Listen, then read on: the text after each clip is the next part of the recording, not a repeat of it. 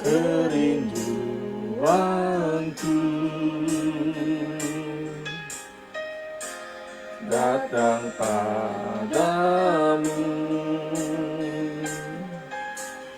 Allah mulia mawar syarab ku cinta.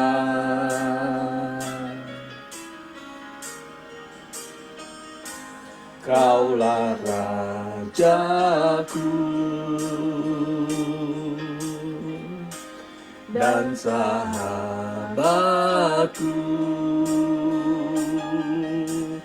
terindah, termanis Engkau bagiku.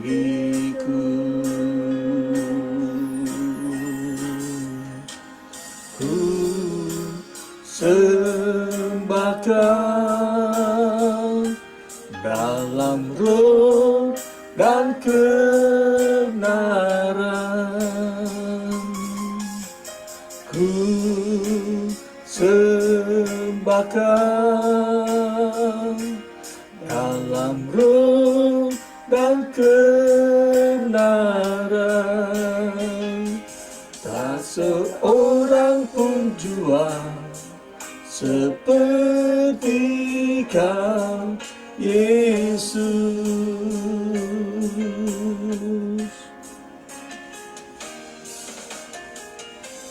Kerinduanku datang padamu, Allah mulia mawar syarab ku cinta. Yes, yes. Kaulah Rajaku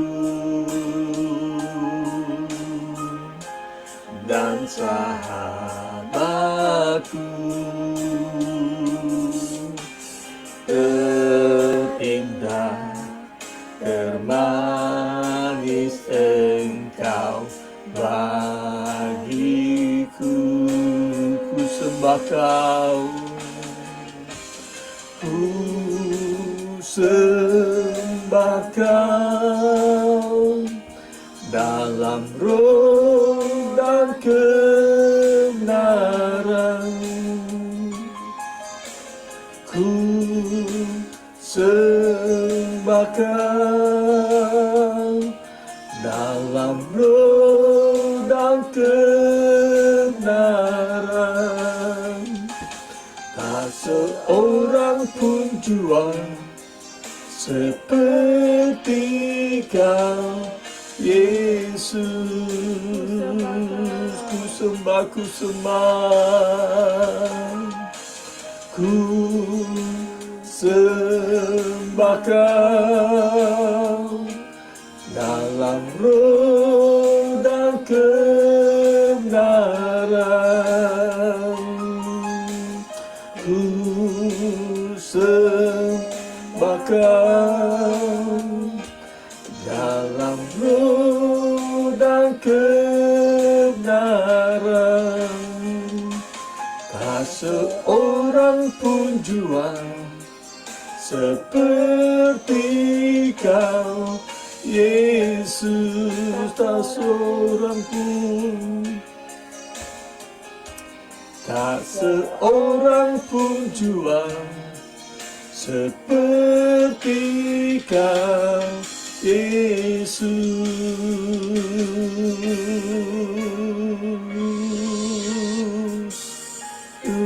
Haleluya. Yes, Lord. Tak seorang pun jua seperti Engkau, Yesus. Terlebih Kristus yang telah bangkit, yang telah mati, yang telah naik ke surga, yang telah menebus dosa kami. Kristus yang sudah ada di surga, dan Kristus yang memberikan roh-Nya kepada kami semua, sehingga roh kami menjadi roh yang baru. Kami mempunyai DNA yang baru, yaitu DNA Kristus Tuhan. Terima kasih untuk anugerah-Mu. Terima kasih untuk setiap segala sesuatu yang telah Kau lakukan bagi kami Tuhan. Sehingga kami boleh menjadi anak laki-laki di bumi ini yang akan menjalani segala mandat-Mu yang dari surga Bapa. Terima kasih Tuhan. Biar Bapak sebentar kami akan mulai strategis house kami. Biar Kau berkati setiap yang menyaksikan secara langsung maupun yang secara ulangan Tuhan. Kami tahu Tuhan, setiap kata-kata yang dikeluarkan bukan hanya kata-kata, bukan hanya ayat-ayat yang keluar, tetapi firman, yaitu perkataan yang roh dan menghidupkan, yang mengubah hidup, yang mendewasakan manusia roh kami Bapak. Terima kasih Bapak. Di dalam nama Yesus kami membuka ibadah kami pada malam hari ini di Amerika dan pagi di Indonesia. Dalam nama Yesus Kristus. Haleluya. Yang percaya katakan. Amin. Amin. Amin. Oke. Salam kerajaan. And shalom. Sebentar saya cek dulu di Facebook. Sudah oke. Ya. Sekarang kita beribadah dalam Strategic Hours bersama gereja yang tidak lazim, Unusual Church, New Dimensions.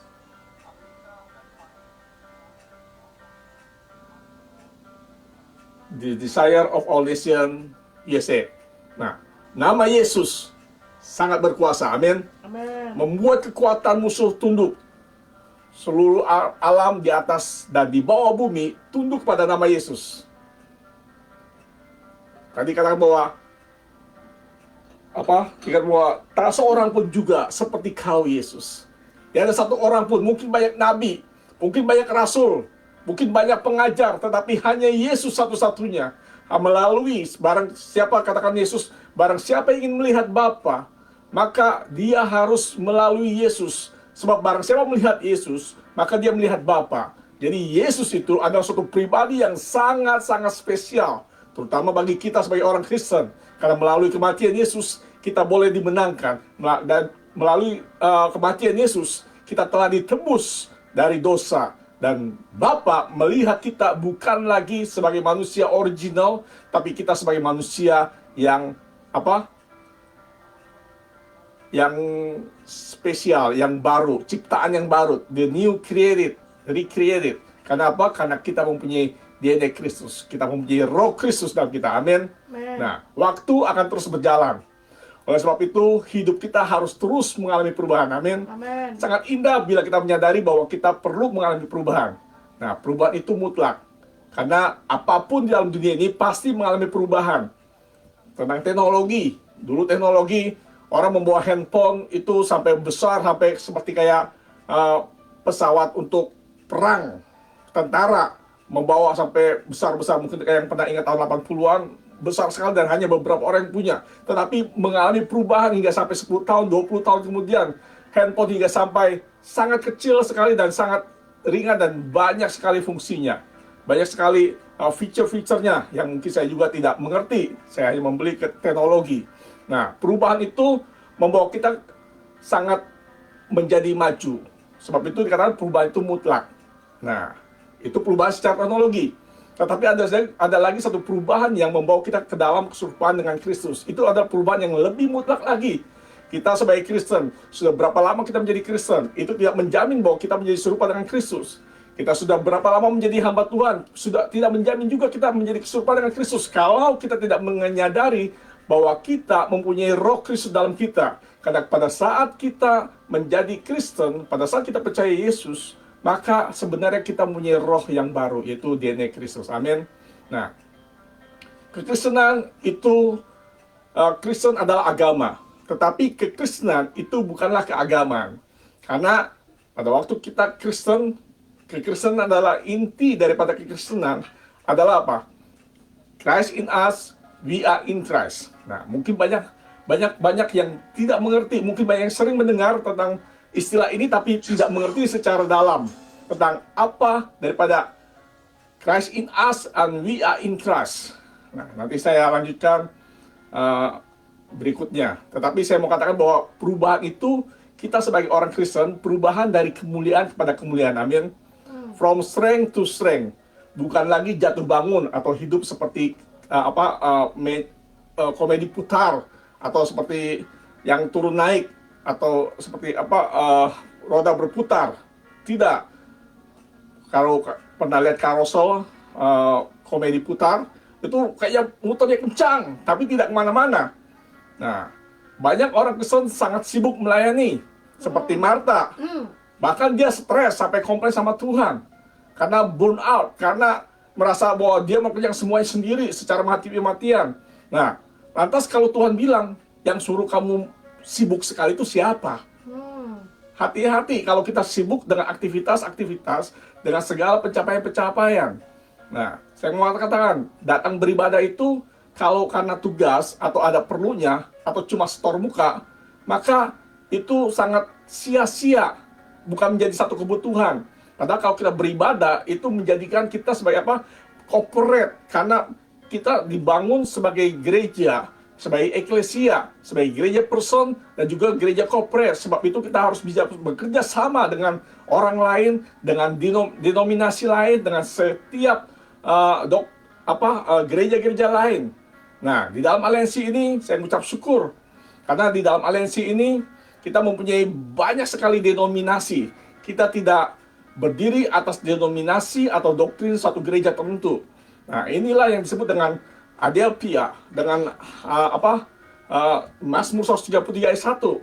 Dan saya merasakan bahwa di dalam aliansi ini benar-benar bahwa pertemuan setiap denominasi gereja di dalam aliansi ini tidak dilakukan setahun sekali, tidak dilakukan sekali-sekali, tetapi dilakukan setiap minggu. Bahkan setiap minggu kami bersama-sama beribadah dari denominasi yang lain. Dari cara mungkin setiap kali mereka beribadah dengan cara-cara yang berbeda, tetapi pada saat kami bersatu bersama-sama sebagai satu gereja yang corporate, maka kami masuk dalam hadirat Tuhan bersama-sama. Entah itu Protestan, entah itu dari GBI, entah itu dari Betani, entah itu dari GSPDI, entah dari manapun, berbeda sinode, tetapi kami bersama-sama di aliansi ini. Nah, itulah satu ucapan syukur bagi saya boleh menikmati kebersamaan, menikmati benar-benar Mazmur 133 ayat 1. Amin. Nah, saya mau katakan, ketika kita beribadah, itu bukan ngecas. Karena kita bukan baterai, betul? Kalau kita beribadah cuma ngecas, wah, hari Senin sampai Sabtu burn out, capek, bekerja. Kemudian hari Minggu kita beribadah, muji, bahkan worship leadernya ngajak nari-nari, joget-joget dan sebagainya, sehingga kita merasa senang dan suka, seolah-olah kita ngecas lagi. Tetapi pada hari Senin, Selasa, Rabu lagi kembali turun lagi. Nah, itu namanya seperti baterai. Kita bukan baterai, betul?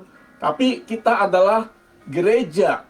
Pada saat kita pergi ke gereja, maka kita dijadikan gereja. Dari gereja person menjadi gereja corporate. Sehingga pada saat kita bersama-sama, kita akan membawa suatu mandat Tuhan, kita membawa sesuatu sebagai parlemennya Allah, sebagai gereja, sebagai DPR, sebagai assembly-nya Tuhan. Sebab itu pada saat kita tidak mengerti tentang beribadah atau prinsip daripada ibadah sendiri, maka kita akan kehilangan kuasa daripada ibadah itu sendiri.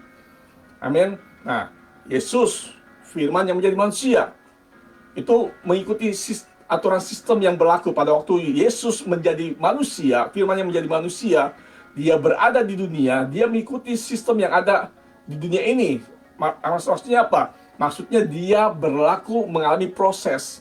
Nah, setiap kehidupan manusia harus mengalami proses. Yesus saja mengalami proses. Dia menunggu hingga 30 tahun baru diorbitkan oleh Bapaknya. Setelah dia keluar dari baptisan. Coba baca dalam Matius 3 ayat 17, dikatakan demikian. Lalu terdengarlah suara dari sorga yang mengatakan, inilah anakku yang kukasihi, kepadanya lah aku berkenan. Dan dalam Alkitab, sebelum umur 30, hanya sekali Yesus tampil di bait suci, yaitu waktu berumur 12 tahun. Nah, ketika Yesus tampil 12 tahun, tiba-tiba hilang begitu saja seolah-olah, dan baru muncul ketika Yesus dibaptis dan melakukan pelayanan. Nah, banyak sekali jadi perbincangan dan perdebatan apa yang dilakukan Yesus sejak umur 12 sampai 30 tahun. Nah, saya katakan kalau tidak tercatat, mengapa heboh dan rame? Karena kita selalu mau tahu, itulah sifat manusia. Kita yang tertulis tidak dikerjakan, cari alasan. Tapi yang tidak tertulis dilibutkan. Sampai menanyakan siapa nama mertuanya Petrus dan sebagainya, betul? Sebab itu jangan ributkan sesuatu yang tidak tertulis. Sebab Yohanes juga berkata kalau semua ditulis maka tidak cukup. Nah, kita membaca dari Kejadian sampai Wahyu saja sudah seringkali komplain. Atau kalau saya beritakan firman, ayatnya itu lagi, pasti nggak jauh dari ayat ini, pasti nggak jauh dari ayat ini. Saya mau katakan, kalau engkau mendengar ayat itu sama-sama saja, berarti ada satu pesan, ada satu yang Tuhan inginkan engkau mendengar lebih lagi dan lebih lagi. Sebab apa? Sebab pada saat engkau bosan bahwa itu mah ayat sama-sama aja. Saya mau katakan sama di dalam Alkitab juga demikian. Dari dahulu sampai sekarang, dari Matius, dari Kejadian hanya cuma sampai Wahyu. Itu pun sama saja. Kalau dalam Yohanes 3 ayat 16 itu pun sama saja, tidak pernah berubah. Nah, kalau engkau bosan dengan firman dan engkau protes bahwa itu ayatnya sama-sama saja, itu namanya cari alasan. So itu berhenti untuk hidup berputar-putar atau sibuk, tapi tidak mengalami perubahan. Waktu tenang, tidak mencari Tuhan. Tapi waktu kesulitan, baru cari Tuhan. Lepas masalah, kembali lagi. Terus begitu, itu namanya masih hidup dalam siklus kekalahan. Sebab itu harus berubah dan hidup dalam siklus kemenangan. Jangan berdoa karena masalah, tapi karena dorongan firman. Pada saat kita punya masalah atau setiap istilahnya saudara saya mengatakan bahwa jangan berdoa karena isu, karena ada isu di bom, karena isu ada kerusuhan dan sebagainya, kita berdoa itu karena isu. Tapi biarlah kita berdoa. Dikatakan bahwa firman Tuhan, berdoalah senantiasa, tidak melihat situasi, tidak melihat keadaan. Bukan berarti kita masuk ke kamar terus menerus dari pagi sampai malam dan sebagainya, tidak. Tapi yang namanya berdoa adalah sikap kita kepada Tuhan. Sebab doa itu adalah berhubungan dengan Tuhan. Entah kita lagi nyetir, entah kita lagi bekerja apapun, kita tetap berhubungan dengan Tuhan. Artinya apa? Kita awareness bahwa Tuhan ada di sekitar kita. Dan kita menyadari bahwa namanya Immanuel. Immanuel itu bukannya kita berhubungan dengan Bapa atau Kristus yang ada di surga, tapi Kristus yang ada dalam kita. Nah, pada saat kita, seperti halnya kalau seorang wanita hamil, dia kan suka berbicara dengan bayinya, betul? Dan berbicara, aduh anakku, dan sebagainya. Walaupun saya belum pernah merasakan hamil, tapi saya punya perut yang besar juga. Tapi selalu, kalau seorang wanita, saya memperhatikan istri saya, dia selalu berkata dan selalu berbicara kepada yang dalam, karena dia menyadari ada bayi yang dalam. Kalau kita menyadari bahwa ada Kristus yang di dalam, maka kita pun bisa bercakap-cakap dengan Kristus kapan saja dan setiap saat. Nah, inilah yang tidak pernah orang Kristen menyadari bahwa ada Kristus yang dalam kita. Karena kita mempunyai roh Kristus, maka punya DNA Kristus, karena kita ada ciptaan yang baru pada waktu kita mengenal Yesus. Sebab itu, saya mau katakan, jangan berdoa karena masalah, tapi karena dorongan firman. Karena ada Kristus yang dalam kita yang membuat kita untuk berdoa. Dan kalaupun kita mengalami kesulitan, maka ada Roh Kudus yang membantu kita pada saat kita berdoa. Roma 8 ayat 26. Amin. Nah, coba baca. Yesus mengalami pertumbuhan. Yesus mengalami suatu perubahan. Dalam Lukas 2 ayat 52. Dikatakan demikian. Dan Yesus makin bertambah besar dan bertambah hikmatnya dan besarnya. Dan makin dikasihi oleh Allah dan manusia. Mam bisa baca? Dalam NASB-nya, Luke 2:52. Luke 2:52, NASB.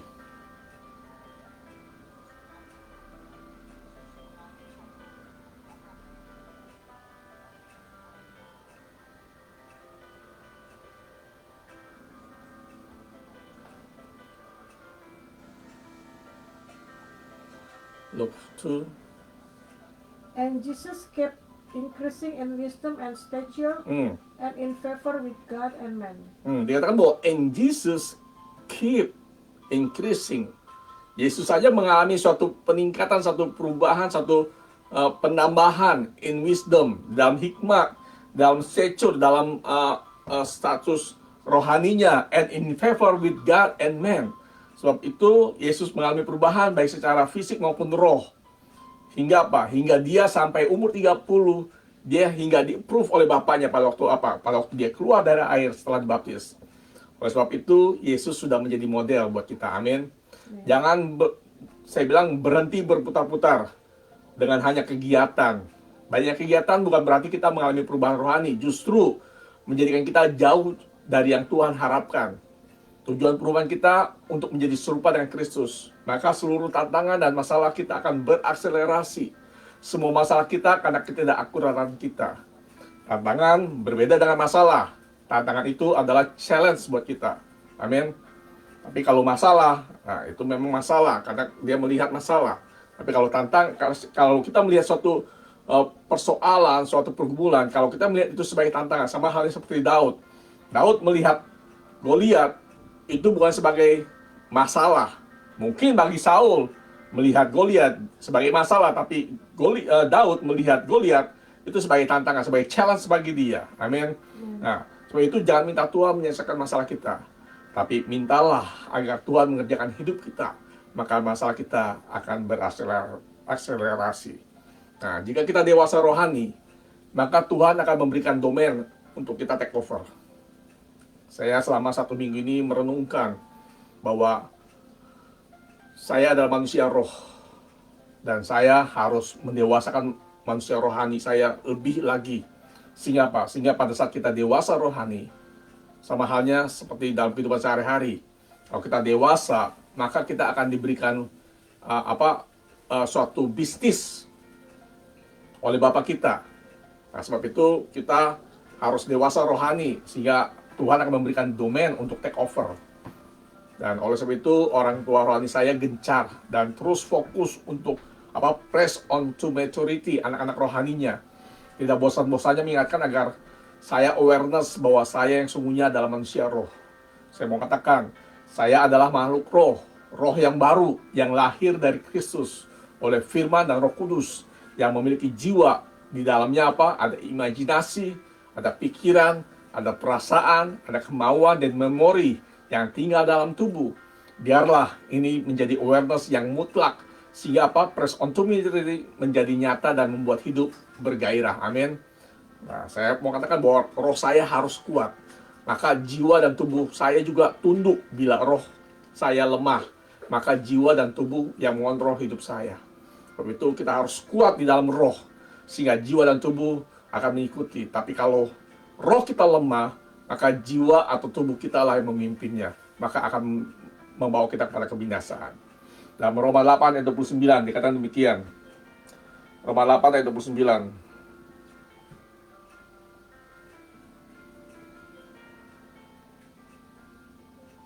Roma 8 ayat 29. Sebab semua orang yang dipilihnya dari semula, mereka juga ditentukannya dari semula untuk menjadi serupa dengan gambaran anaknya, supaya ia, anaknya itu, menjadi yang sulung di antara banyak saudara.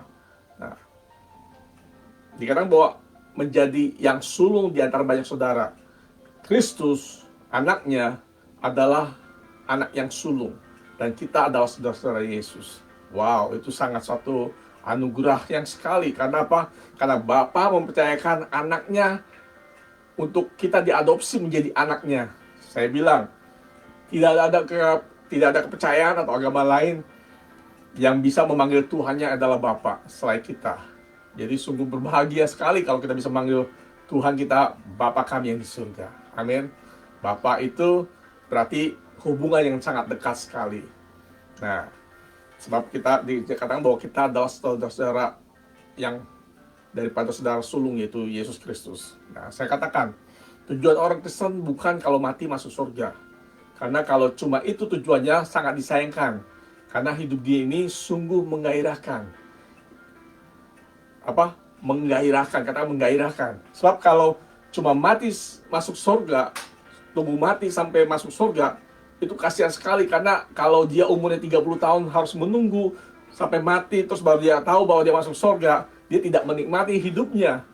Tapi kalau dia tahu bahwa dia tidak, dia hidup tidak hanya untuk mati masuk surga, tapi dia bisa berkuasa, dia bisa menguasai bumi, dan dia bisa menjalankan mandat Tuhan di bumi ini.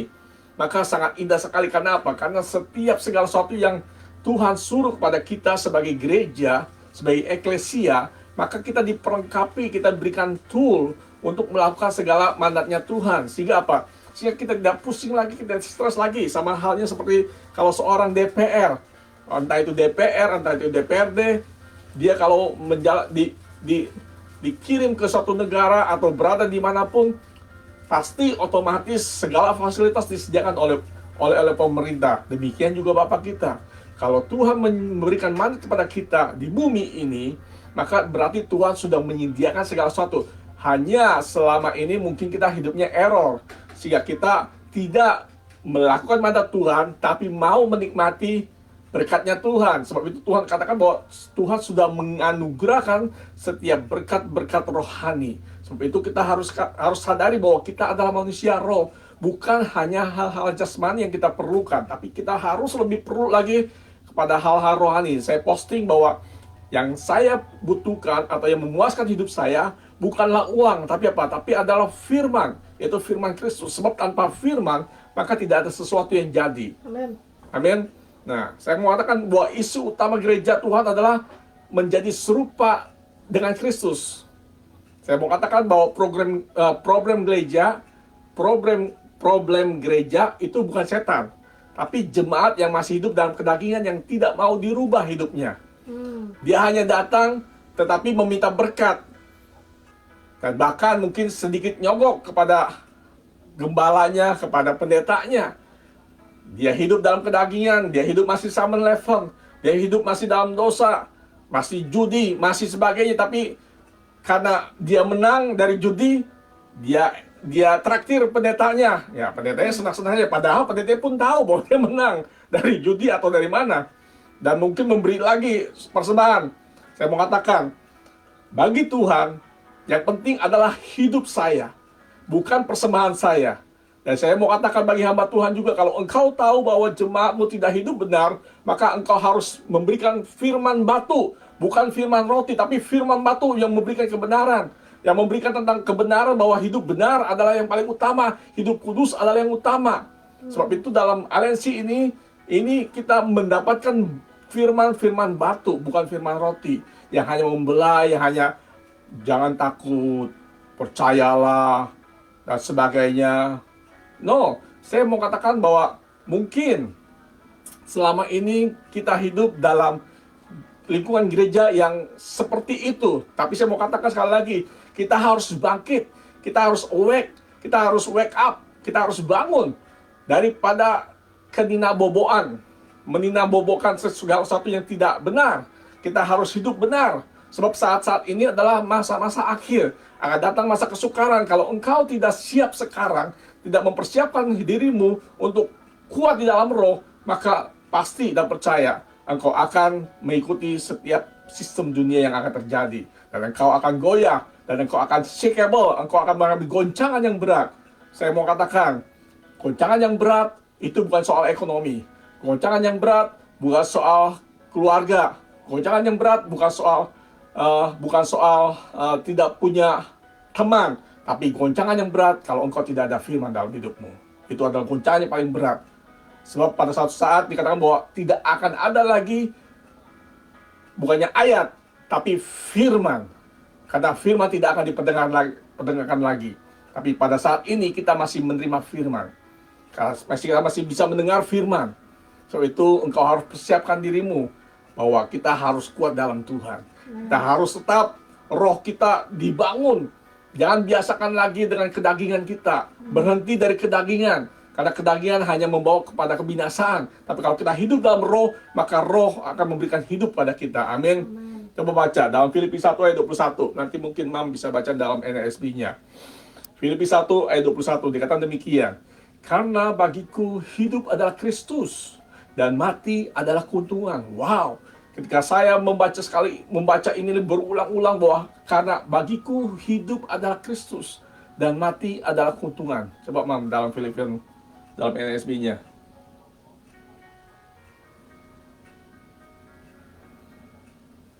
Filipi 1:21 NASB.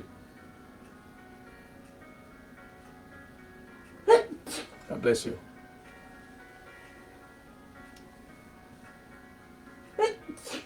God bless you, Ken. Filipi 1:21. Ya. For to me, to live is Christ and to die is gain. Yeah. To live is Christ, not to live for Christ. Kadang-kadang kita suka salah bahwa to live, hidup saya untuk Kristus, hidup saya untuk Tuhan. No, to live is Christ. Artinya apa? Hidup itu sepenuhnya hanyalah Kristus. Hidup adalah Kristus, bukan untuk Kristus. Ingat, hidup bukan untuk Kristus, tapi hidup adalah Kristus. Sehingga apa? Sehingga hingga no longer I. Hingga apa? Hingga we are in Christ. Saya mengatakan Christ in us itu terjadi pada saat apa? Pada saat kita percaya Yesus sebagai Tuhan dan Juru Selamat kita.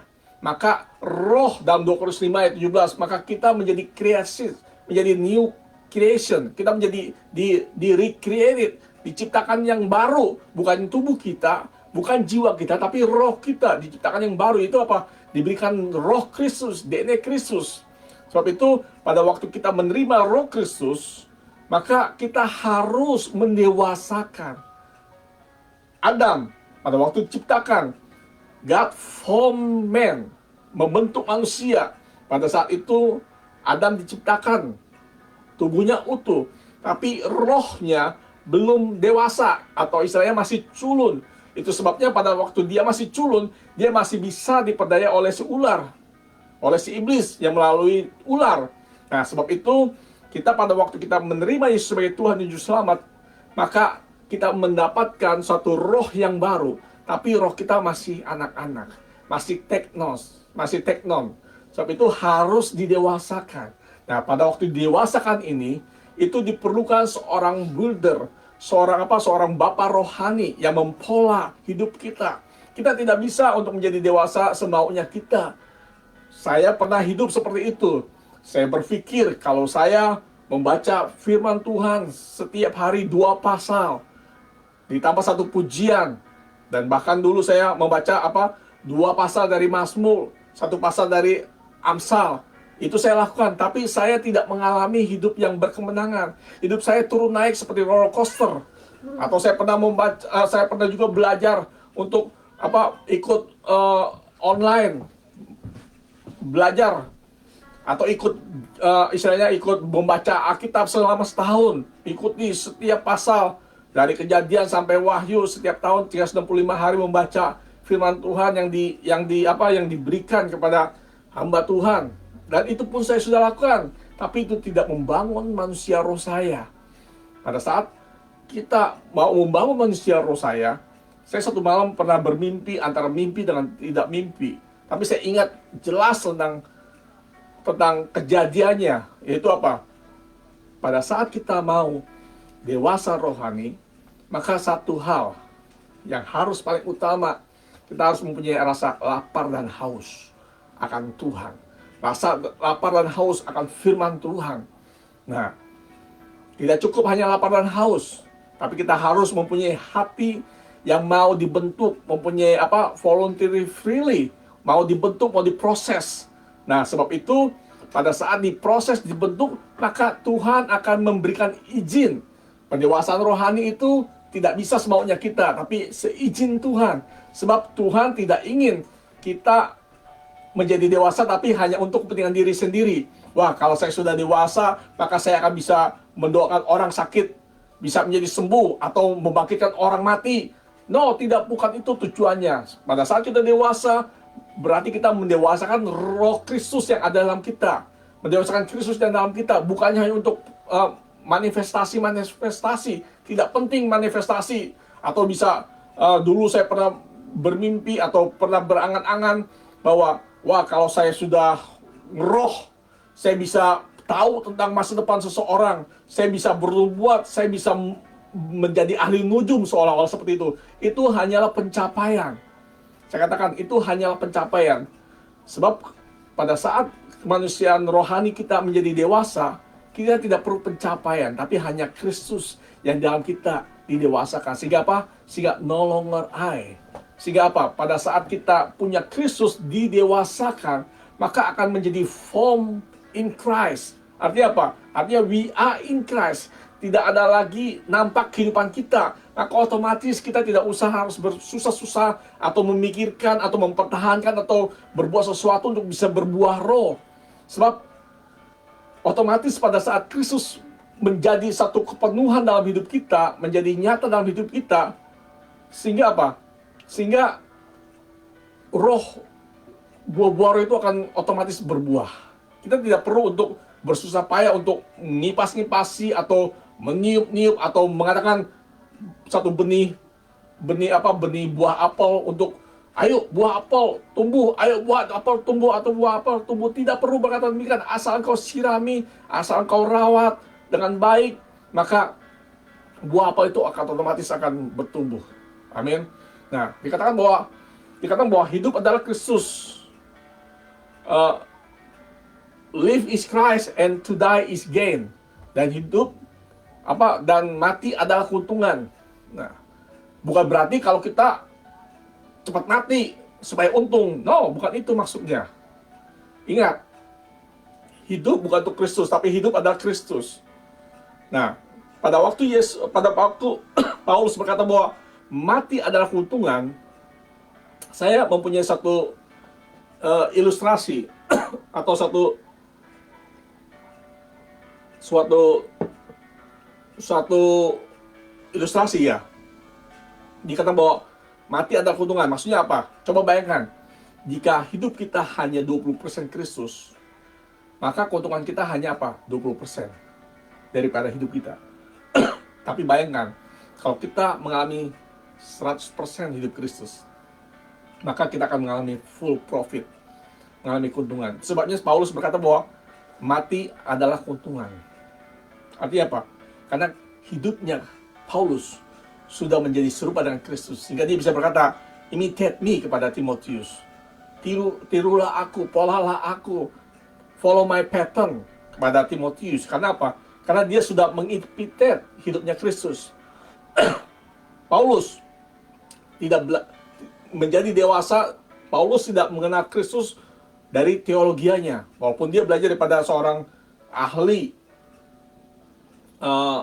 ilmu teologi dari Galileo, tapi dia tidak bertemu dengan Kristus, dia tidak mengalami Kristus yang sesungguhnya. Tapi selama 3 tahun dia dibuang di padang gurun Arab, dia mengalami pertemuan dengan Kristus secara pribadi. Selama 3 tahun dia belajar dan dia mengalami kehidupan, dia ditransformasi hidupnya, sehingga dia seorang rasul yang benar-benar spesial dan mengerti tentang siapa Kristus.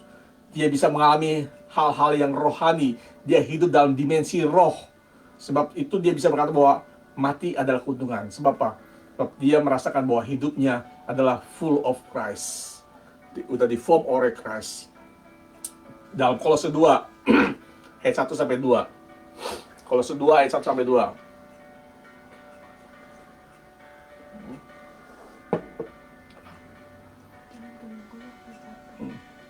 Kolose 2 ayat 1 sampai 2. Dikatakan demikian. Karena aku mau supaya kamu tahu betapa beratnya perjuangan yang kulakukan untuk kamu dan untuk mereka yang di Laodikia dan untuk semuanya yang belum mengenal aku pribadi, supaya hati mereka terhibur dan mereka bersatu dalam kasih, sehingga mereka memperoleh segala kekayaan dan keyakinan pengertian dan mengenal rahasia Allah, yaitu Kristus. Wow. Jadi rahasia Allah apa? Rahasia Allah adalah Kristus. Seperti halnya Paulus kepada anak rohaninya, kepada gereja di Kolose, itu pula yang dilakukan orang tua rohani saya. Fokusnya adalah perubahan hidup saya, mendasarkan Kristus dalam saya. Sebab Kristus itu rahasia Allah. Dan Kristus yang pernah mengalahkan kuasa iblis, itulah yang takut di iblis. Saya mau katakan, iblis tidak takut dengan orang yang membaca Alkitab, tapi tidak mau mengalami perubahan hidup, atau merasa sudah berubah dan merasa sudah kuat. Justru itu menjadi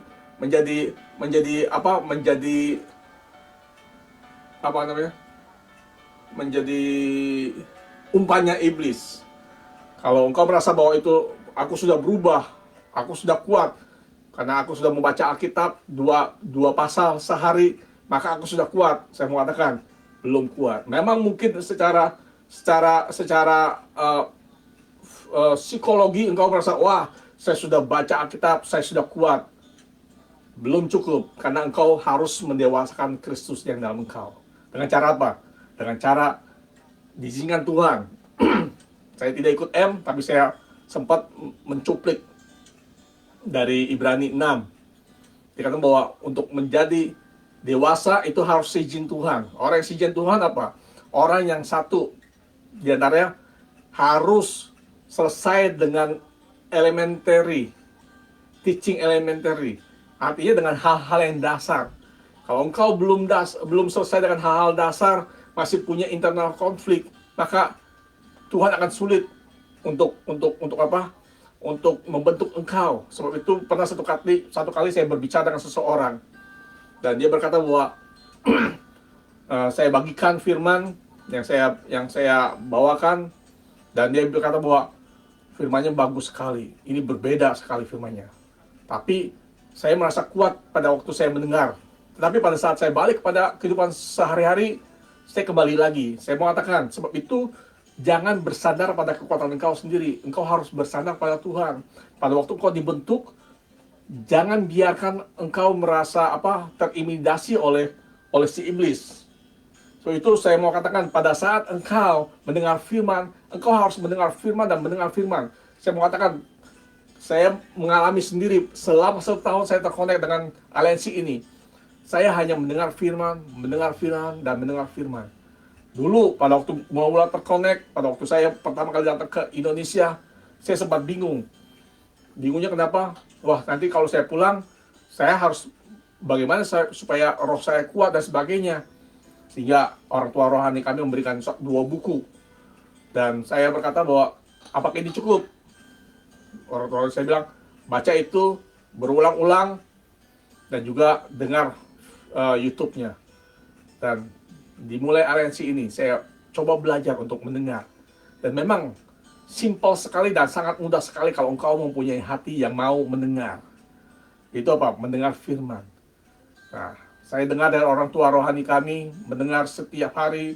Saya terus mendengar berulang-ulang dari YouTube yang sama, berulang, bisa 1 hari, bisa 2 kali, 3 kali dengan YouTube yang sama. Dan pada saat saya mendengar, saya katakan kepada orang tua saya, pada saat saya mendengar berulang-ulang, semakin dalam dan semakin dalam, semakin deep dan semakin bergelora.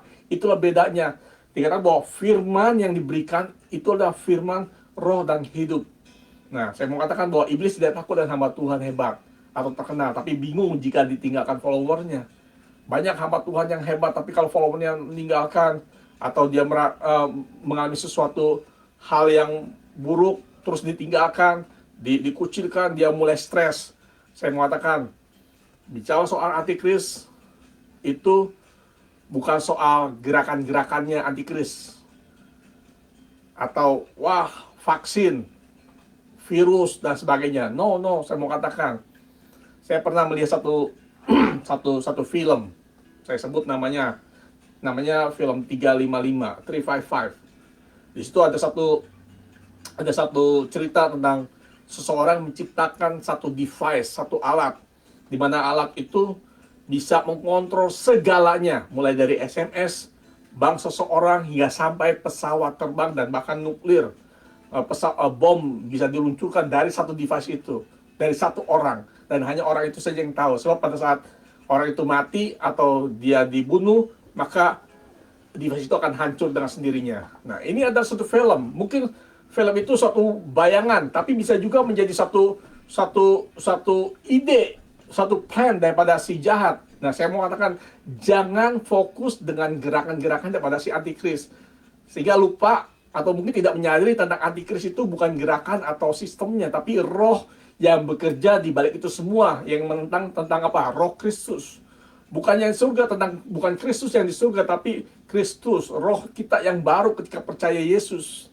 Nah, saya mengatakan Bapa merecreate kita sebagai manusia yang baru. Bukan menciptakan tubuh, saya katakan lagi, bukan juga menciptakan jiwa kita yang baru, tapi roh kita yang baru. Sehingga kita mempunyai DNA Kristus, kita mempunyai roh Kristus. Dikatakan dalam Roma 8 ayat 9 atau 19, dikatakan bahwa barang siapa tidak memiliki roh Kristus, maka dia bukan milik Kristus, dia bukan milik Bapa dan Anak. Nah, jadi kalau kita tidak memiliki Kristus, memiliki roh Kristus, maka kita bukan milik Bapa.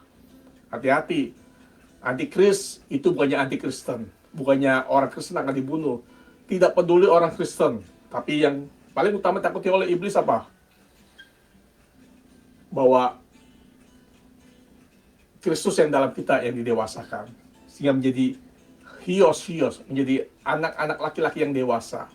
Saya katakan iblis tidak takut dengan gereja yang besar, tapi firman-Nya bukan firman Kristus. Hanya sekitar motivasi, kata bijak, kata-kata positif. Dalam Galatia 2 ayat 20 dia kata bahwa, namun aku hidup, tetapi bukan lagi aku sendiri yang hidup, melainkan Kristus yang hidup dalam aku. Dan hidup yang kuhidupi sekarang di dalam daging adalah hidup oleh iman dalam anak Allah, yang telah mengasihi aku dan menyerahkan dirinya untuk aku. Nah, jika menentang khotbah tentang Kristus, itu diinspirasi oleh roh antikris, saya mau katakan. Hari-hari dengan hati-hati dengan khotbah yang menindak-bobokan dengan khotbah motivasi. Atau dalam King James-nya dikatakan bahwa demikian. Galatians 2:20. I am crucified with Christ, nevertheless I live, yet not, but Christ lives in me, and the life which I know live in the flesh, I live by the faith of the Son of God, who loved me and gave himself for me. Tugas kita dalam hidup ini adalah Kristus. Destiny kita bukan menjadi kaya. Destiny kita bukan menjadi seperti Bill Gates atau menciptakan seperti Facebook dan sebagainya, atau menjadi YouTuber. Bukan. Tugas destiny kita adalah menjadi keserupaan dengan Kristus. Setiap orang mempunyai destiny yang sama, itu apa? Menjadi serupa seperti Kristus. Hanya Tuhan memakai setiap domain-domain yang kita dipercayakan. Entah dia sebagai hamba Tuhan. Ya, sebenarnya semua orang percaya adalah hamba Tuhan. Betul? Bukannya hanya pendeta, semua hamba Tuhan. Kalau bukan hamba Tuhan berarti ya hamba iblis. Cuma itu doang dua pilihannya. Sebab itu setiap orang mempunyai domain. Entah dia menjadi dokter, entah dia menjadi nurse, entah dia menjadi pekerja, entah dia menjadi bos, tetap punya destiny yang sama, yaitu apa? Menjadi keserupaan dengan Kristus. Bukan berarti kita mengabaikan tugas kita di dalam bekerja. Tetap bekerja, tapi jangan sampai diperbudak dengan pekerjaan atau uang. Tugas kita setelah percaya pada Yesus atau born again. Kita orang Kristen mengalami dua kelahiran, yaitu lahir fisik dan lahir rohani. Tapi seperti halnya lahir fisik, dia perlu bertumbuh menjadi dewasa.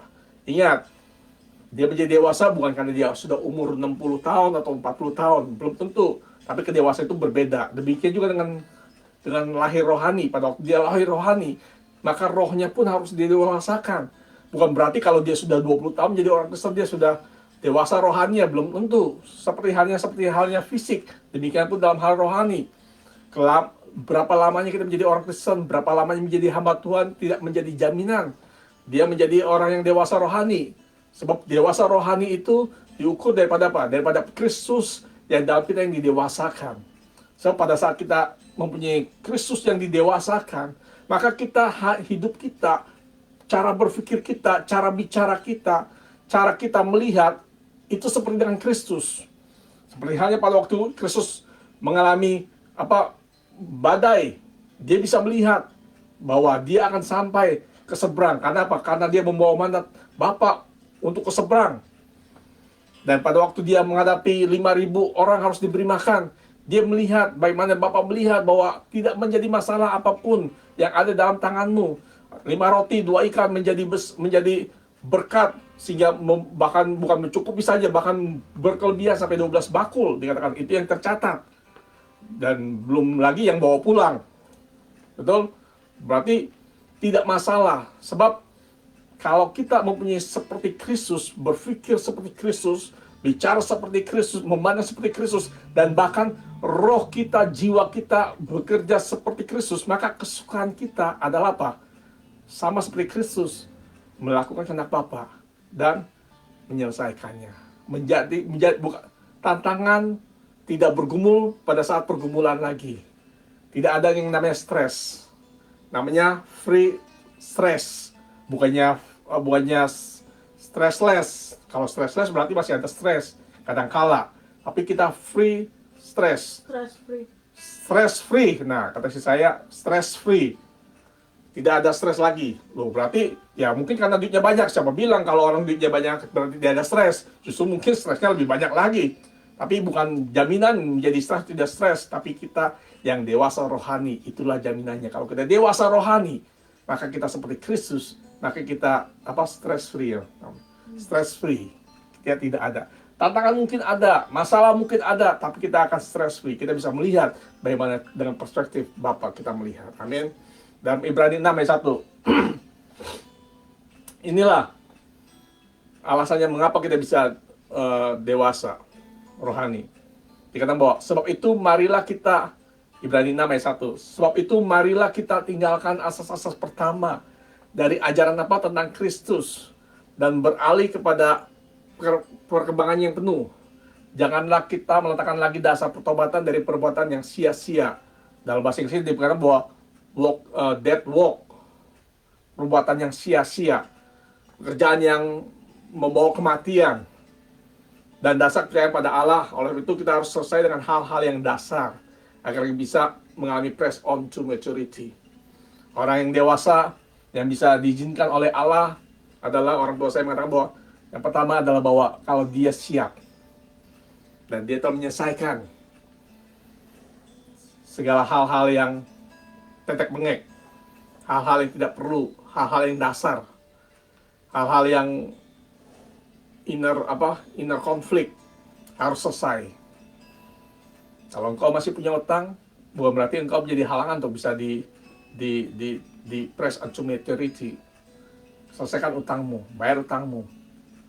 Selesaikan dengan cara yang baik, dengan cara yang benar. Jangan minjam. Untuk menyelesaikan utang, jangan minjam. Tapi harus selesaikan utang. Selesaikan utang. Kau bekerja, kau mencari suatu bisnis atau apapun cara supaya bisa membayar utangmu. Jangan membayar utang dari utang. Kamu akan gali dari tutup lubang gali lubang istilahnya gitu. Dan tidak akan ada habis-habisnya. Belajar. Dan saya pun belajar tentang hal itu juga. Orang tua saya juga belajar tentang hal itu. Itu kita harus belajar untuk bisa memaintain setiap berkat yang Tuhan berikan pada kita. Amin. Nah, sebab itu kita harus selesai dengan hal-hal yang dasar agar kita mengalami press on to maturity. Dalam Hebrew-nya, dalam NASB-nya.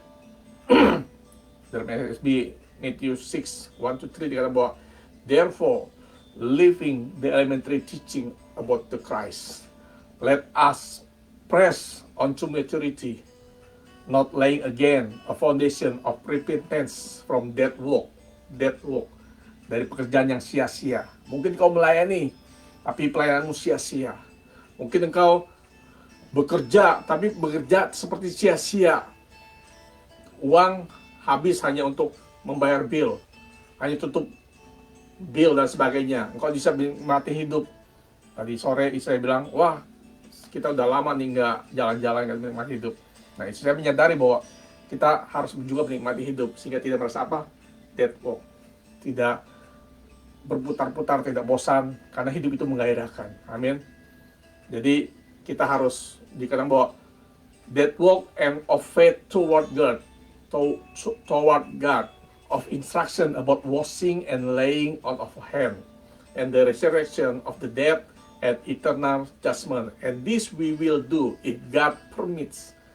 Jadi ini bisa kita lakukan, kita bisa maturity kalau Tuhan mengizinkannya. Kita tidak akan menuju pada kesempurnaan jika tidak selesai dengan hal-hal dasar. Dalam Kolose 1 ayat 26 sampai 27 dikatakan demikian, yaitu rahasia yang tersembunyi dari abad ke abad dan dari turunan ke keturunan, tapi yang sekarang dinyatakan kepada orang-orang kudusnya. Kepada mereka Allah memberitahukan betapa kaya dan mulianya rahasia itu di antara bangsa-bangsa lain, yaitu Kristus ada di tengah-tengah kamu. Sebenarnya bukan tengah-tengah kamu, Kristus ada di dalam kamu. Kristus yang adalah pengharapan akan kemuliaan. Dikatakan bahwa Christ in you, the hope of glory dalam bahasa Inggrisnya. Jadi ini adalah rahasia. Tadi ada satu rahasia yang pertama bahwa rahasia Allah tentang Kristus. Yang kedua rahasia yang kedua itu tentang rahasia bahwa Kristus itu ada dalam kita. Jadi ini sudah berabad-abad tersembunyi. Dan puji Tuhan melalui Paulus disingkapkan tentang siapa Kristus. Kristus bukan hanya Kristus yang arti kata dalam bahasa aslinya dikatakan bahwa Kristus adalah diurapi, bukan hanya yang diurapi, tapi Kristus itu juga yang memberikan rohnya. Karena dia sudah diurapi, maka dia bisa membuktikan bahwa dia menang daripada kuasa apapun, daripada yang di atas langit, di bawah bumi, dan di atas bumi. Dia sudah membuktikan bahwa Kristus itu adalah Kristus the victorious, Kristus yang berkemenangan. Itu Kristus yang ada di tengah-tengah kita, bukan di tengah-tengah kita, Kristus yang ada di dalam kita. Itulah pengharapan akan kemuliaan. Karena kehidupan Kristus itu menjadi kehidupan kita juga. Amin. Nah, coba baca dalam Efesus 3 ayat 5 sampai 6. Efesus 3 ayat 5 sampai 6. Dikatakan, yang pada zaman angkatan-angkatan dahulu tidak diberitakan kepada anak-anak manusia, tetapi yang sekarang dinyatakan dalam roh kepada rasul-rasul dan nabi-nabinya yang kudus, yaitu bahwa orang-orang bukan Yahudi karena berita Injil turut menjadi ahli-ahli waris dan anggota-anggota tubuh dan peserta dalam janji yang diberikan dalam Kristus Yesus. Rahasia tentang Kristus tersimpan berabad-abad hingga disingkapkan pada bangsa lain melalui Paulus, rasul yang kudus, baru disingkapkan tentang Kristus. Ini bukan untuk orang Yahudi saja, tapi untuk bangsa Yunani dan bangsa lain juga, termasuk kita. Apapun bangsamu, ini sudah disingkapkan. Kalau engkau mau memberi dirimu untuk tahu tentang Kristus, terus tentang Kristus. Karena inti kekristenan, saya katakan lagi, bukan soal menjadi kaya. Inti kekristenan bukan supaya masuk surga. No, kita pada waktu kita percaya Yesus, kita sudah selamat roh kita. Tapi jiwa kita harus dikerjakan. Kerjakanlah keselamatanmu. Artinya apa? Supaya roh itu menjadi dewasa, sehingga mentransformasi jiwa kita, mentransformasi pikiran kita, imajinasi, emosi, dan kemauan, dan apalagi imajinasi, ada 5 hal itu pokoknya. Ya. Nah, saya mau katakan, permulaan hidup saya yang sebenarnya bukan waktu saya lahir melalui orang tua saya, tapi ketika kita percaya pada Yesus. Kristus diam dan tinggal dalam diri kita. Ketika kita bertemu dengan Injil Kristus, Tuhan pada waktu kelahiran baru secara roh kita mengalami kelahiran yang baru. Roh yang lama dari Adam diganti dengan roh yang baru. Yaitu apa? Dari natural man berubah menjadi carnal man. Dari kehidupan yang tidak mempunyai roh Kristus, kita diberikan DNA yang baru, yaitu roh yang baru, roh Kristus, sehingga kita menjadi apa? Menjadi carnal man. Pada waktu kita carnal man, kita sudah dihilangkan sin nature-nya, sifat dosanya sudah hilang. Tapi kita masih punya sin habit, punya kebiasaan dosa. Sebab itu pada waktu kita menjadi carnal man, kita harus ditransformasi sehingga apa? Sehingga menjadi spiritual man. Pada saat spiritual man, maka kita akan memiliki apa? Spiritual mind. Nah, pada waktu kita memiliki spiritual mind, maka terus mengalami transformasi sehingga kita mengalami apa? Mind of Christ. Mempunyai pikiran Kristus. Sebab tidak mungkin orang memikirkan hal-hal yang rohani kalau hidupnya tidak spiritual man. Hanya orang-orang yang spiritual man, hanya orang-orang yang hidup rohani, maka dia bisa memikirkan hal-hal yang rohani. Kalau engkau masih hidup dalam kedagingan, maka mendengar firman sulit. Mendengar firman bosan. Mendengar firman menjadi satu pertentangan, ada satu pergumulan. Dengar terus, proses terus. Nah, itu berarti engkau masih hidup dalam kedagingan, masih hidup dalam flesh, masih hidup dalam kanal. Sebab itu kita harus berubah, ditransformasi sehingga menjadi apa? Spiritual man, menjadi manusia roh, manusia rohani. Sebab inti Kristus adalah Christ in us and we are in Christ, yaitu roh Kristus in us. Bukan berarti pada waktu saya bilang bahwa kita lahir baru itu yang utama, bahwa roh saya yang baru itulah roh mulainya roh kehidupan saya yang pertama. Bukan berarti kita mengabaikan orang tua jasmani kita. Justru kita mengucap syukur dan berterima kasih pada orang tua jasmani kita. Melalui mereka kita boleh lahir, melalui mereka kita dibesarkan, dan melalui Bapa rohani juga kita didewasakan dan builder, menjadi seorang builder juga. Tuhan tidak ada yang menciptakan apa? Sebab Tuhan tidak ada yang menciptakan. Kalau saya tanya, terus orang tua kita siapa yang ciptakan? Ya bapaknya siapa yang ciptakan? Ya kakeknya siapa yang ciptakan? Dan seterusnya. Terus sampai ada orang sampai mungkin konslet dibilang bahwa terus yang Adam siapa yang ciptakan? Tuhan. Nah, Tuhan siapa yang ciptakan? Nah, saya katakan sebelum Tuhan itu tidak ada ruang kosong. Artinya Tuhan sudah ada dari sejak sebelum dia ada segalanya. Dan ada dengan sendirinya. Jadi kalau dibilang bahwa ada yang bertanyakan sebelum dia, itu tidak perlu ditanyakan. Karena sebelum dia bukannya tidak ada. Artinya pertanyaan salah, tidak perlu dijawab. Kalau jawab, maka akan salah jawabannya. Karena pada mulanya adalah Allah. Nah, untuk menjadi dewasa rohaninya perlu seizin Tuhan. Kita tidak diizinkan menjadi dewasa karena kita belum selesai dengan hal-hal dasar atau elementary teaching yang kita abaikan mengenai kelahiran baru. Kita harus menyadari dalam kelahiran baru ada benih atau DNA Kristus. Kelahiran Yesus di Bethlehem itu kelahiran bayi biasa. Tapi pada waktu Yesus mati salib, maka dia menjadi suatu pribadi, yaitu Kristus. Dan sampai saat ini Kristus yang di surga, dia masih melakukan tugasnya, yaitu melakukan apa?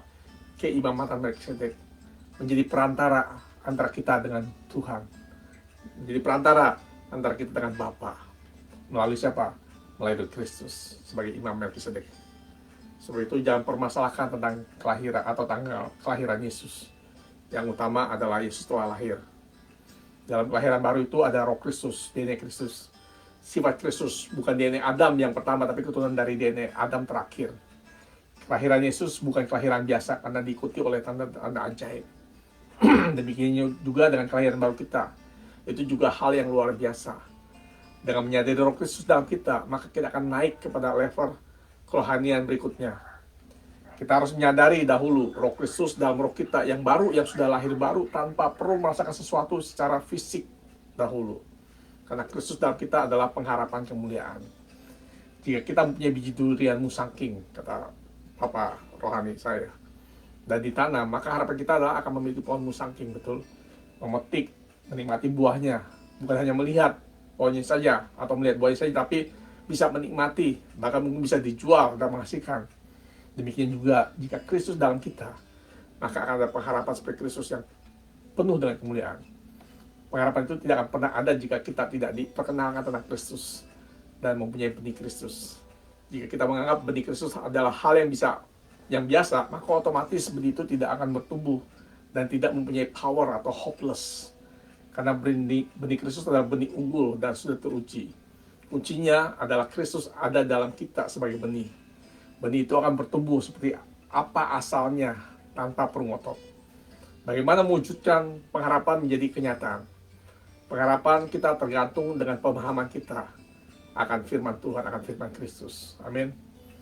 Dalam Galatia 4 ayat 19 dikatakan demikian, hai anak-anakku, karena kamu aku menderita sakit bersalin lagi, sampai rupa Kristus menjadi nyata dalam kamu. Atau dalam NASB-nya dikatakan, my children, with whom I am again in labor, until Christ is formed in you. Berikan diri kita kepada orang yang dipercayakan, yaitu orang rohani, orang tua rohani, untuk dibentuk, diform, didewasakan. Segala sesuatu yang kita dengar, yaitu firman, hanya seputar Kristus, yaitu firman Kristus. Kita hidup untuk Kristus. Itu bukannya hidup untuk Kristus, tapi hidup adalah Kristus dan didewasakan melalui orang tua rohani. Jangan terkecoh dengan orang yang memakai atau menyebut Tuhan atau Bapa. Mungkin ada menjadi satu dasar bagi orang yang menentang tentang Bapa dan Anak, tentang fathership, tentang sonship, memakai ayat Matius 23 ayat 9. Memang ada tulisan seperti demikian. Dikatakan, dan janganlah kamu menyebut siapapun Bapa di bumi ini, karena hanya ada satu Bapamu, yaitu Dia yang di surga. Nah, ayat ini harus melihat konteksnya. Ayat ini sering dipakai bagi yang tidak setuju dengan panggilan Bapa rohani. Kalau demikian, maka akan bertentangan dengan ayat 1 Korintus 4 ayat 15. Dikatakan demikian, sebab sekalipun kamu punya beribu-ribu pendidik dalam Kristus, kamu tidak mempunyai banyak bapa. karena akulah yang dalam Kristus Yesus telah menjadi Bapakmu oleh Injil yang kuberitakan padamu. Nah, jika tidak boleh memanggil Bapa selain Bapa di surga, jadi manggil orang tua laki-laki kita apa? Manggil bro, manggil mas, manggil om. Tentu panggil Bapa. Nah, kalau demikian, apa maksudnya? Makanya saya bilang, kalau baca ayat harus lihat konteksnya. Jangan asal comot, serang sana, serang sini. Malah di Matius dalam ayat selanjutnya dikatakan, jangan sebut pemimpin, karena pemimpin kita hanya Mesias. Nah, makanya kalau baca ayat dengan pengertian atau sesukanya diartikan, maka bisa error. Ini konteksnya adalah mengenai hubungan. Tapi waktu Yesus dalam Matius, konteksnya bukan hubungan, tapi mengenai apa? Penyalahgunaan hubungan dengan hidup yang tidak benar oleh ahli Taurat yang menduduki kursi Musa. Yesus sedang menegur ahli Taurat yang hidupnya tidak sesuai dengan apa yang diberitakan, tidak cocok dengan sebagai pemimpin. Sebabnya, jangan engkau memanggil ahli Taurat sebagai Bapa. Itu maksudnya. Karena apa? Bapak yang tidak benar, bapak yang tidak patut menjadi seorang bapak, karena hidupnya tidak benar, tidak menjadi contoh. Karena kalau dia bapak, dia harus menjadi pattern, dia menjadi contoh, menjadi idola bagi anak-anaknya. Sebabnya dikatakan bahwa jangan juga sebut sebagai pemimpin selain Mesias, karena pada ayat itu konteksnya adalah apa? Yesus sedang menegur ahli Taurat. Kalau engkau masih berkeras bahwa tidak ada bapa rohani, tidak ada pemimpin, maka engkau adalah tidak ada bedanya dengan ahli Taurat yang ngotot bahwa ingin menyalahgunakan firman Tuhan hanya untuk kepentinganmu sendiri. Nah, dalam Maleakhi 4 ayat 6 dikatakan demikian. Maka ia akan membuat hati bapak berbalik kepada anak-anaknya dan hati anak-anak kepada bapak-bapaknya, supaya jangan aku datang memukul bumi sehingga musnah. Ini bukannya hanya sebagai hubungan bapak jasmani, tapi juga bapak rohani. Akan terjadi suatu kelaparan di mana apa? Di mana orang-orang percaya akan mencari bapak. Itu pun terjadi dalam hidup saya pada tahun 2019 kalau tidak salah.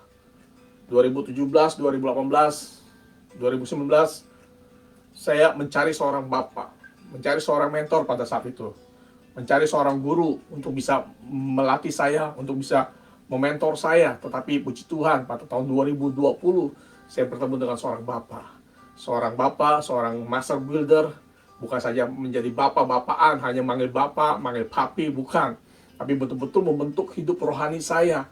Selama saya terkonek dengan beliau, roh saya bergelora, roh saya terus naik, roh saya tidak pernah turun, tidak pernah mengalami suatu turun naik seperti sebelumnya. Menjadi masalah ada, tapi terus roh saya melambung tinggi.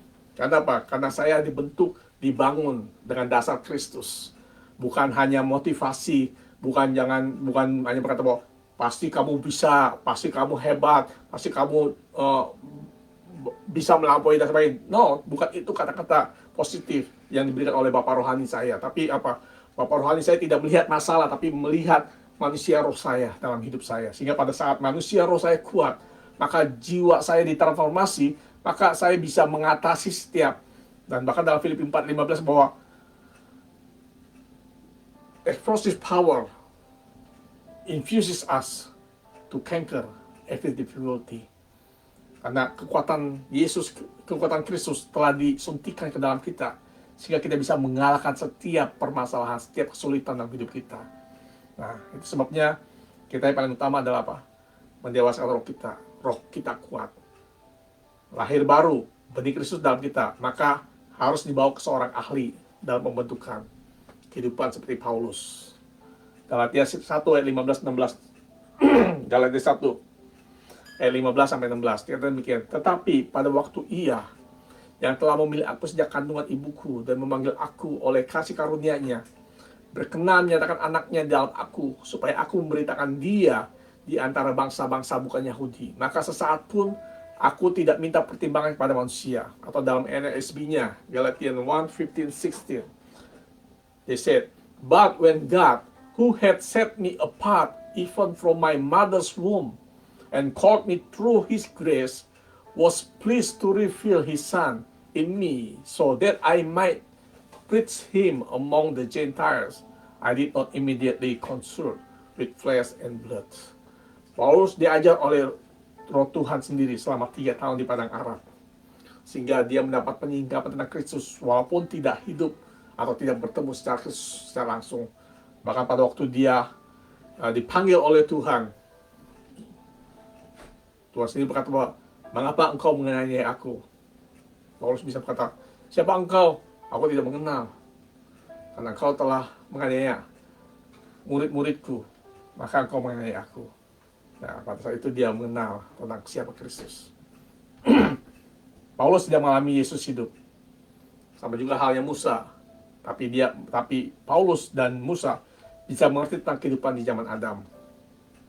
Musa bisa mengerti tentang kehidupan di zaman Adam, walaupun belum ada pada saat itu.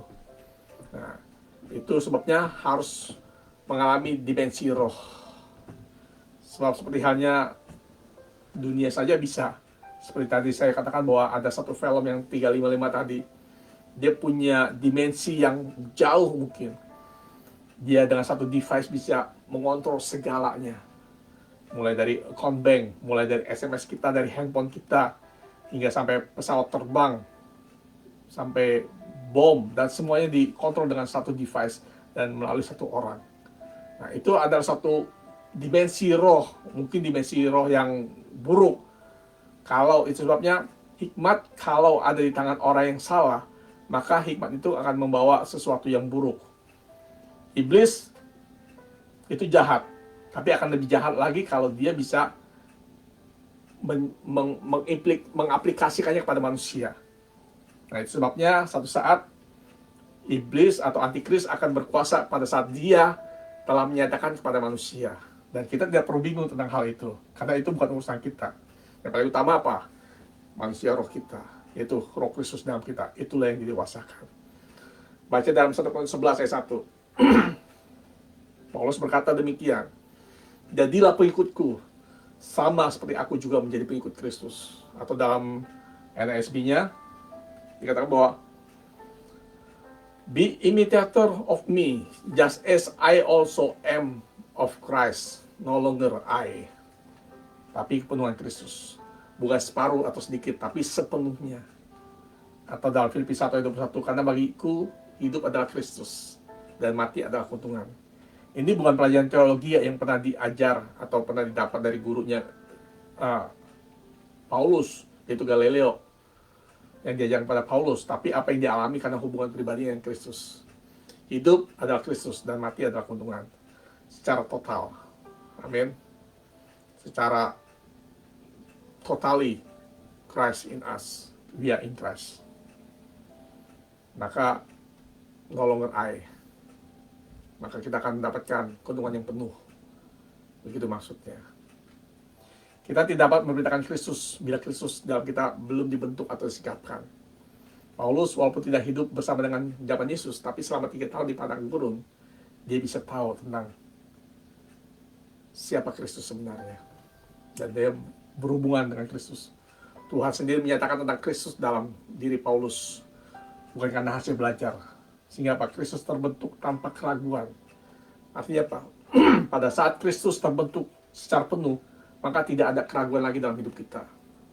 Kita tidak meragukan. Kadang-kadang kita berdoa, aku percaya, tapi tolonglah aku yang tidak percaya. Kita suka berkata bahwa Tuhan baik, apa yang kau perbuat. Apa lagi? Itu bagiku. Nah, itu sebenarnya bisa jadi kita karena sebenarnya meragukan tentang kebaikannya Tuhan, tentang kepercayaan Tuhan. So kalau kita yakin bahwa Tuhan baik, ya sudah, nggak perlu ragu lagi. Kadang-kadang kita pada saat kita menyanyikan lagu itu baru kita merenung bahwa iya Tuhan baik, ya Tuhan baik. Sebenarnya kita tidak percaya bahwa Tuhan itu baik. Kalau kita percaya bahwa Tuhan baik, ya sudah, nggak usah ragu, nggak usah melo-melo. Karena apa? Tuhan itu baik. God is good all the time, and all the time God is good. Period. Nggak perlu diragukan lagi. Janji Tuhan selalu yes dan amin. Sudah period, tidak perlu diragukan lagi. Pertolongan Tuhan tepat pada waktunya. Tuhan selalu bekerja in His schedule. Tuhan selalu bekerja dengan schedule-nya Dia. Mungkin bagi schedule kita, saya kemarin sharing dengan satu hamba Tuhan juga. Saya bilang bahwa kadangkala orang percaya menjadi kecewa. Karena apa? Karena dia berdoa mengharapkan doanya sesuai dengan kehendaknya. Padahal kalau kita mengerti bahwa pada saat kita berdoa, kita hanya mengeksekusi mana Tuhan di atas bumi ini, dan sesuai dengan cara Tuhan, waktu Tuhan, maka kita tidak akan merasa stres, tidak akan merasa kecewa. Karena apa? Karena kita tahu God is good all the time, and all the time God is good. Whatever he will do, He always good. That's why you have to believe, not doubt His kind. Jangan pernah mengecewakan atau tidak pernah meragukan kebaikannya Tuhan. Kalau kita masih takut dan ragu akan masa depan atau kecukupan, maka Kristen kita akan terus naik. Berarti Kristus dalam kita belum terbentuk. Paulus berkata, imitate me, bukan gaya bicaranya yang perlu ditiru atau kemana dia pergi, tapi Kristus yang telah mentransformasi hidupnya terlebih dahulu. Kristus tidak cukup dalam kita, tapi juga perlu dibentuk dan didewasakan melalui firman dan roh. Itu apa? Melalui orang tua rohani sebagai builder kita. Paulus mempunyai dan mengalami kepenuhan Kristus hingga mampu untuk melahirkan Kristus dan mengimplementasi menjadi pola kepada Timotius dan 12 murid yang lain. Jika kita memberikan diri dibentuk serupa Kristus secara total, maka tidak ada lagi celah untuk kegelapan, karena nature dan gaya hidup Kristus yang muncul. Kristus dalam kita didewasakan melalui orang yang sudah terlebih dahulu mendewasakan dalam Kristus di dalam dirinya. Jika Kristus terbentuk dalam diri kita, satu, maka kita akan diizinkan Tuhan mengalami atau memiliki akses masuk ke dimensi karunia, dimensi Roh Kudus, tandanya tidak stres akan kehidupan. Kita akan menyukai hal-hal yang rohani jika Kristus sudah terbentuk dalam hidup kita. Yang kedua apa? Memiliki jalan masuk menuju firman kebenaran yang murni dari takhta. Ketika mendengar firman, tidak ada pertentangan lagi. Ketika mendengar firman, tidak menjadi satu perseteruan atau aku percaya tapi, tidak ada tetapian. Saya percaya dan saya kuat tapi, tidak ada pergumulan lagi. Yang ketiga apa? Pada saat Kristus dalam kita akan memiliki jalan masuk menuju kehidupan yang berkemenangan atas dosa. Tidak hidup dalam jatuh bangunnya dosa lagi. Untuk bergumul dalam dosa lagi. Tapi mengalami era hidup orang benar. Tantangan tidak lagi menjadi pergumulan. Kita tidak perlu lagi bergumul akan dosa. Atau bergumul kita ditegur karena dibentuk. Jangan takut untuk diproses. Selama kita masih hidup, kita terus mengalami proses hingga sampai bertemu Kristus muka dengan muka. Pendewasaan rohani tidak mengenal kata cukup atau jalan pintas. Karena pendewasaan rohani terus menerus selama kita hidup dan berlaku bagi semua. Dan ini berlaku bagi semua yang hidup. Amin. Yang keempat, dikatakan mengalami kehidupan kerajaan yang tidak tergoncangkan. Pada saat Kristus dalam kita mengalami kehidupan kerajaan yang tidak tergoncangkan. Setan tidak datang, tapi diundang. Karena pola dan kebiasaan hidup kita yang mengundang setan. Yang kelima, kita akan diizinkan Tuhan masuk mengalami realita dimensi Sion di muka bumi. Ingat, dimensi Sion ini bukannya satu lokasi yang ada di Israel atau di daerah Timur Tengah. Tapi ini dimensi Sion, dimensi roh. Level rohani yang berotoritas, mempunyai new stature, di mana Allah tinggal di umat kudusnya, yaitu dimensi Sion, di mana Tuhan tinggal bersama umatnya. Amin. Dan 5 hal itu tadi, biarlah pada saat kita mengalami Kristus dalam kita memform Kristus sehingga kedewasaan rupa Kristus menjadi nyata dalam hidup kita. Sehingga apa? Sehingga seperti Paulus berkata bahwa mati adalah keuntungan. Bukan kita harus cepat mati, tapi pada saat kita mempunyai Kristus, kita akan seperti apa? Seperti Kristus hidup, seperti Kristus berpikir, seperti Kristus menghadapi setiap tantangan dalam hidup ini. Seperti Kristus kesukaannya apa? Melakukan kehendak Bapa dan menyelesaikannya. Amin. Mari saya mau berdoa. Bapa kami yang surga, terima kasih Tuhan. Biarlah 5 hal ini menjadi bagian kami pada saat kami menyadari bahwa saya adalah manusia roh. Saya adalah roh yang baru, roh yang dari Kristus. Dan Kristus ada dalam hidup saya. Sehingga saya harus mendewaskan Kristus yang ada dalam saya. Sehingga Kristus itu menjadi benar-benar berkuasa yang akan menurunkan si iblis dari tahtanya. Si iblis dari the heavenly realm. Sehingga kami menarik turun. Sehingga apapun yang telah dikalahkan oleh Kristus, segala kuasanya, kami sebagai finishing generation, kami akan mematahkan segala kekuatan-kekuatannya, segala antek-anteknya, segala pengikutnya. Sebab itu kami harus mendewaskan manusia roh kami, Kristus yang ada dalam kami, supaya kami terus mempunyai awareness bahwa Kristus in us, the hope of glory. Dan juga mau berdoa untuk seseorang yang ada di Indonesia, yang bernama Vina, yang ada di Jakarta Barat, yang mungkin sedang seringkali diganggu, dikuasai oleh roh kematian, roh bunuh diri, roh mengakhiri hidup. Aku berkata bahwa roh yang ada dalam engkau adalah roh yang lebih besar daripada yang ada dalam dunia ini. Jangan mau diintimidasi oleh roh-roh yang dari luar, tapi biarlah engkau dengar firman Kristus, engkau bangkit daripada keterpurukan. Segala kegagalan tidak bisa menghentikan hidupmu. Terus maju, terus move on, terus bangkit, terus awake bahwa Kristus adalah engkau, bahwa hidupmu berharga di mata Tuhan. Kegagalanmu bukannya menjadi halangan, tapi menjadi satu titik tolak, menjadi titik tolak untuk bangkit.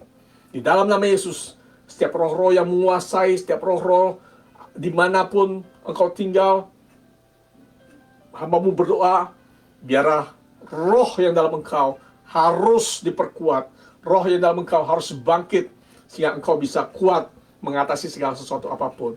Because Christ in us, the hope of glory. Dan Kristus dalam engkau itu bisa mengatasi setiap kesulitan. Tetap kuat dalam Tuhan, tetap berdiri dalam Tuhan, dan tegap dalam Tuhan. Dan bagi engkau yang sakit, entah itu sakit pinggang, dalam nama Yesus Tuhan jamah Tuhan. Yang sakit pinggang, mungkin sakit migrain, kepalanya sakit, setiap goyang sakit seperti vertigo, dalam nama Yesus Tuhan sembuhkan juga Tuhan Bapa. Terima kasih. Yang dan punya otot-otot yang lemah, dalam nama Yesus Tuhan perkuat. Tuhan menjadi kekuatan, memberikan kekuatan. Pada saat engkau menciptakan tubuh yang sempurna, maka biarlah dengan tubuh yang sempurna ini juga Tuhan yang sakit Tuhan sembuhkan, sehingga dengan tubuh bisa memuliakan engkau Tuhan. Terima kasih Bapa, terima kasih Tuhan. Dan engkau yang bergumul dengan kesulitan hidup, keuangan atau apapun, Bapa Tuhan, engkaulah Yehova Jireh. Engkau Tuhan yang mencukupi. Engkau membuka jalan pada saat tiada jalan. Mungkin orang lain berbuat jahat, mungkin orang lain merencanakan hal-hal yang buruk pada hidupmu. Tapi saya mau katakan bahwa Tuhan berkata bahwa walaupun 1000 rebah di sisi kananmu, 10.000 rebah di sisi kirimu, tapi engkau akan tetap berdiri tegak. Kenapa? Karena engkau mengandalkan Tuhan. Sebab itu jangan engkau andalkan kekuatanmu sendiri, tapi andalkanlah Tuhan dalam setiap hidupmu. Maka percayalah, Tuhan akan memberi kemenangan. Karena kita bergerak dari kemenangan pada kemenangan, dari kekuatan pada kekuatan. Sehingga hidup kita menjadi brighter and brighter. In Jesus' name, I pray. Amen. Tuhan memberkati kita semua.